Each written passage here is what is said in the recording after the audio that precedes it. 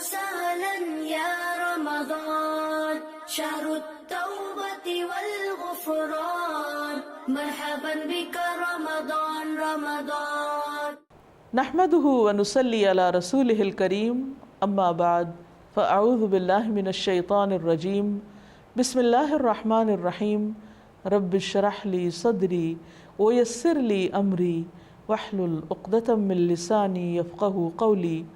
السلام علیکم ورحمۃ اللہ وبرکاتہ۔ ناظرین، پروگرام شہر رمضان کے سلسلے میں آپ کی خدمت میں حاضر ہوں۔ گزشتہ پروگرام میں ہم نے بات کی تھی آخری عشرے پر اور اس کی خاص عبادت یعنی اعتکاف کے موضوع پر۔ آخری عشرے کی ایک اور خاص خصوصیت یہ ہے کہ اس میں ایک ایسی رات ہے جو 1000 مہینوں سے زیادہ بہتر ہے، یعنی اس رات کا عمل 1000 مہینوں کی عبادت سے زیادہ بہترین عمل ہے۔ یعنی ایک شخص اگر 1000 مہینے عبادت کرتا رہے اور دوسری طرف اس کو اگر یہ رات نصیب ہو جائے تو اس کی خوش قسمتی کے کیا کہنے، کیونکہ اس ایک رات میں وہ جو کچھ کرے گا وہ اس کی اس ساری عبادت سے زیادہ افضل ہوگا۔ قرآن مجید میں اللہ سبحانہ و تعالیٰ نے ایک پوری سورت اس رات کے بارے میں نازل فرمائی ہے، سورۃ القدر۔ اللہ تعالیٰ فرماتے ہیں اِنَّا أَنزَلْنَاهُ فِي لَيْلَةِ الْقَدْرِ، بے شک ہم نے اس کو یعنی قرآن مجید کو لیلۃ القدر میں اتارا۔ وَمَا أَدْرَاكَ مَا لَيْلَةُ الْقَدْرِ، اور تم کیا جانو کہ لیلۃ القدر ہے کیا؟ لیلۃ القدر خیر من الف شہر، لیلۃ القدر 1000 مہینوں سے زیادہ بہتر ہے۔ گویا اس رات کی فضیلت اس بنا پر بھی ہے کہ اس میں قرآن مجید نازل کیا گیا۔ قرآن مجید سب سے عظیم ہستی کی طرف سے آیا، یعنی اللہ سبحانہ و تعالیٰ کا کلام، سب سے بہترین انسان یعنی محمد صلی اللہ علیہ وسلم پر نازل کیا گیا، سب سے بہترین مہینے رمضان میں نازل کیا گیا، سب سے بہترین رات یعنی لیلۃ القدر میں نازل کیا گیا کہ اس ایک رات کا عمل 1000 مہینوں سے زیادہ بہتر ہے۔ اور مزید یہ کہ تنزل الملائکۃ والروح فیہا، اس میں فرشتے اترتے ہیں، ملائکہ اترتے ہیں اور روح یعنی جبریل امین اترتے ہیں۔ سلام ہی حتی مطلع الفجر، یہ رات سراسر سلامتی کی رات ہے یہاں تک کہ فجر طلوع ہو جائے۔ اتنی خوبصورت رات، اتنی بہترین رات، اتنی خیر و برکت اور بھلائیوں سے معمور رات، کیا ہم اس کا انتظار نہیں کریں گے؟ کیا ہم اس کو پانے کی کوشش نہیں کریں گے اور اس کے لیے مزید طلب اور تڑپ بڑھائیں گے نہیں؟ خوش قسمت ہے وہ جو اس رات کی بھلائی پا گیا اور بدقسمت ہے وہ جو اس رات کی خیر سے محروم رہ گیا۔ اس لیے ہمیں آج سے ہی اس بات کا تہیہ کر لینا چاہیے کہ انشاءاللہ ہم آخری عشرے کی سب راتوں میں عبادت کریں گے اور پچھلے 2 عشروں کی نسبت زیادہ کریں گے تاکہ ہم اس رات میں نیک عمل کر کے اپنے نامہ اعمال کو بہتر بنا سکیں۔ اس رات کی تلاش میں اگر پورا عشرہ بھی عبادت کرنا پڑے تو کوئی مشکل کام نہیں، کوئی گھاٹے کا سودا نہیں، بلکہ نفع ہی نفع ہے، کیونکہ یہ رات جو خیر و برکت کی رات ہے، جس کو مل گئی اس کی خوش قسمتی کا کیا ٹھکانہ۔ لیکن یہ خوش قسمتی اس کے لیے ہے جو اس کی طلب رکھے، اس کے لیے بھاگ دوڑ کرے، اس کے انتظار میں رہے، اس کا شوق رکھے۔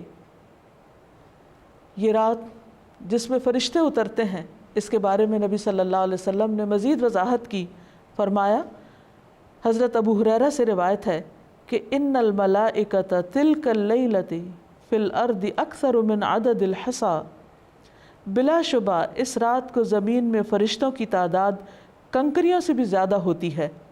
اور پھر فرشتے جب اترتے ہیں تو ایک خاص قسم کا ماحول پیدا ہو جاتا ہے، ہر طرف نیکی کا دور دورہ ہوتا ہے، ایک خاص روح ہوتی ہے اس رات میں۔ اس لیے ہم سب کو اس سے بھرپور فائدہ اٹھانا ہے،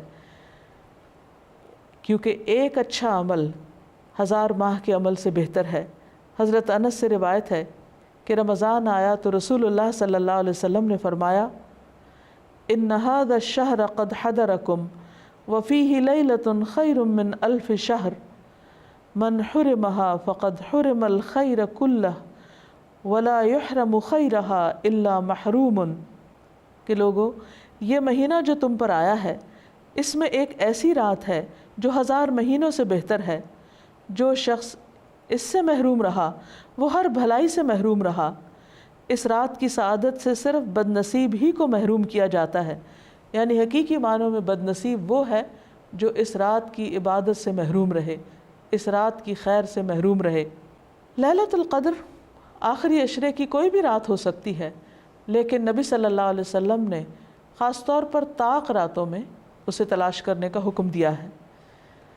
ابن عمر کہتے ہیں کہ رسول اللہ صلی اللہ علیہ وسلم نے فرمایا التمسوها فی العشر الاواخر یعنی لیلۃ القدر فإن ضعف أحدكم أو عجز فلا يغلبن على السبع البواقی۔ صحیح مسلم کی اس روایت کا معنی ہے کہ رمضان کے آخری عشرے میں شب قدر تلاش کرو، پھر اگر تم میں سے کوئی کمزوری دکھائے یا عاجز ہو جائے تو آخری 7 راتوں میں سستی نہ کرے، یعنی نبی صلی اللہ علیہ وسلم نے اس کو اور شارٹ لسٹ کر دیا، پہلے 10 راتوں کا بتایا، پھر آخری 7 راتوں کی طرف توجہ دلائی۔ اس رات کا قیام گناہوں کی بخشش کا ذریعہ ہے۔ نبی صلی اللہ علیہ وسلم نے فرمایا من قام لیلۃ القدر ایمانا واحتسابا غفر له ما تقدم من ذنبہ، جس نے لیلۃ القدر میں ایمان اور احتساب یعنی ثواب کی نیت سے قیام کیا، اس کے پچھلے تمام گناہ معاف کر دیے جائیں گے۔ اس سے یہ بات بھی پتہ چلتی ہے کہ اس رات کی سب سے افضل نیکی قیام کرنا ہے، یعنی اللہ تعالیٰ کے حضور کھڑے ہو کر زیادہ سے زیادہ قرآن مجید پڑھنا، یعنی نماز کی حالت میں، یا سننا ہے۔ اسی طرح اس رات میں شور ہنگامے، لڑائی جھگڑے، فضول اور لغو گفتگو سے بھی پرہیز کرنا چاہیے۔ عام طور پر ہوتا یہ ہے کہ جب لوگ مساجد میں اکٹھے ہوتے ہیں یا کچھ گھروں میں اکٹھے ہو کر اجتماعی طور پر قیام اللیل کا اہتمام کرتے ہیں تو پھر بعض اوقات تھکاوٹ ہونے کی صورت میں چائے کا دور چلتا ہے یا پھر گفتگو شروع ہو جاتی ہے، تو ہو سکتا ہے کہ وہی دعا کی قبولیت کا وقت ہو۔ اس لیے پوری رات میں انسان اپنے آپ پر خوب چیک رکھے، نظر رکھے کہ وہ عبادت کے سوا کسی اور چیز کی طرف دھیان نہ دے، اگر کوئی اور کر رہا تو اس کو بھی سمجھائے۔ اس سلسلے میں ایک حدیث ہے، عبادہ بن صامت سے مروی ہے کہ نبی صلی اللہ علیہ وسلم ہمیں شب قدر کی خبر دینے کے لیے تشریف لا رہے تھے کہ 2 مسلمان آپس میں جھگڑا کرنے لگے۔ اس پر آپ صلی اللہ علیہ وسلم نے فرمایا میں آیا تھا کہ تمہیں شب قدر بتا دوں، لیکن فلاں اور فلاں نے آپس میں جھگڑا کر لیا، پس اس کا علم اٹھا لیا گیا اور امید ہے کہ تمہارے حق میں یہی بہتر ہوگا۔ اس حدیث سے ہمیں 2 باتیں پتہ چلتی ہیں۔ ایک تو یہ کہ مسلمانوں کا باہم لڑائی جھگڑا فتنہ فساد ان کو بہت سی خیر سے محروم کر دیتا ہے۔ ایک اور حدیث کے مطابق فساد اور باہمی تعلقات کی خرابی دین کو مونڈ دینے والی ہے، یعنی دین کا صفایا کر دیتی، وہاں کوئی ایمان اور تقوی اور خیر بھلائی باقی نہیں رہتی جہاں لوگوں کے درمیان باہم تعلقات اچھے نہیں ہوتے۔ اور یہاں ہم دیکھتے ہیں کہ نبی صلی اللہ علیہ وسلم اسپیسیفکلی یہ بتانے کے لیے آئے کہ کون سی رات لیلۃ القدر ہوگی تاکہ لوگ اس میں پوری طرح عبادت کر سکیں، لیکن لڑائی جھگڑے کی وجہ سے وہ علم آپ سے اٹھا لیا گیا۔ لیکن آپ نے یہ فرمایا کہ اسی میں بھلائی ہوگی۔ اس سے ہمیں ایک اور بات بھی پتہ چلتی، اور وہ یہ کہ نبی صلی اللہ علیہ وسلم انتہا درجے کی مثبت سوچ رکھتے تھے۔ وہ ہر اس موقع پر جہاں کوئی شخص پریشان ہو کر کام چھوڑ سکتا ہے یا ڈپریشن میں جا سکتا ہے، آپ اس موقع پر بھی ہمیشہ یہی بتاتے کہ اس میں بھی بھلائی ہے، اس میں بھی خیر ہے۔ اور ہم اگر غور کریں تو خیر نظر بھی آتی ہے۔ وہ یہ کہ اگر ہمیں یہ پتہ ہوتا کہ فلاں ایک رات لیلۃ القدر ہے، مثلاً بعض لوگ جیسے کہتے ہیں 27ویں کی رات یا کوئی اور رات، تو پھر ہم صرف عبادت اسی رات میں کرتے۔ اب چونکہ پتہ نہیں کہ کون سی رات ہے، تو اس ایک رات کو تلاش کرنے کے لیے ہم اور بھی بہت سی راتوں میں عبادت کر لیتے ہیں، جو یقینی طور پر ثواب اور اجر کا کام ہے۔ لیلۃ القدر اگرچہ یہ نہیں پتہ چلتا کہ کون سی رات ہے، لیکن اس کی کچھ علامات ہمیں بتائی گئی ہیں۔ وہ علامات کیا ہیں؟ احادیث کی روشنی میں دیکھیے، نبی صلی اللہ علیہ وسلم نے فرمایا شب قدر کی صبح کو سورج کے بلند ہونے تک اس کی شعاع نہیں ہوتی، وہ ایسے ہوتا ہے جیسے تھالی، یعنی سورج نظر تو آتا ہے لیکن اس کی شعاعیں نہیں نظر آتی، یعنی سورج کا رنگ ایک طرح سے مختلف ہوتا ہے۔ ایک اور روایت میں آتا ہے، حضرت ابو ہریرہ سے روایت ہے کہ ہم نے رسول اللہ صلی اللہ علیہ وسلم کے پاس شب قدر کا ذکر کیا تو آپ نے فرمایا تم میں سے کون اسے یاد رکھتا ہے؟ اس میں جب چاند نکلتا ہے تو ایسا ہوتا ہے جیسے بڑے تھال کا کنارہ، یعنی اس کو بھی آپ نے تھال سے تشبیہ دی، لیکن کنارہ اس لیے کہ آخری راتوں میں چاند پورا نہیں رہتا، ایک کنارے کی طرح رہ جاتا ہے۔ اسی طرح ابن عباس سے مروی ہے کہ رسول اللہ صلی اللہ علیہ وسلم نے فرمایا شب قدر آسان اور معتدل رات ہے جس میں نہ گرمی ہوتی ہے اور نہ سردی۔ اس صبح کا سورج اس طرح طلوع ہوتا ہے کہ اس کی سرخی مدھم ہوتی ہے، یعنی سورج کی ایک نشانی بتائی گئی، لیکن ظاہر ہے کہ وہ تو جب رات گزر جاتی ہے پھر ہی نظر آتا ہے، اس لیے اس پر نہیں رہنا چاہیے کہ فلاں رات تھی یا فلاں رات تھی، توجہ اس پہ رہنی چاہیے کہ ہمیں ہر رات سے کس طرح فائدہ اٹھانا ہے۔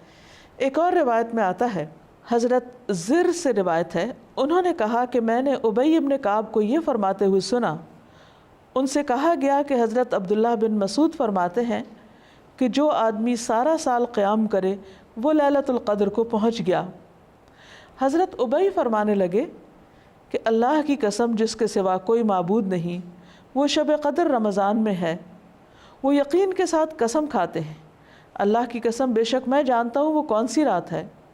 یہ وہی رات ہے جس میں اللہ کے رسول صلی اللہ علیہ وسلم نے ہمیں قیام کا حکم دیا۔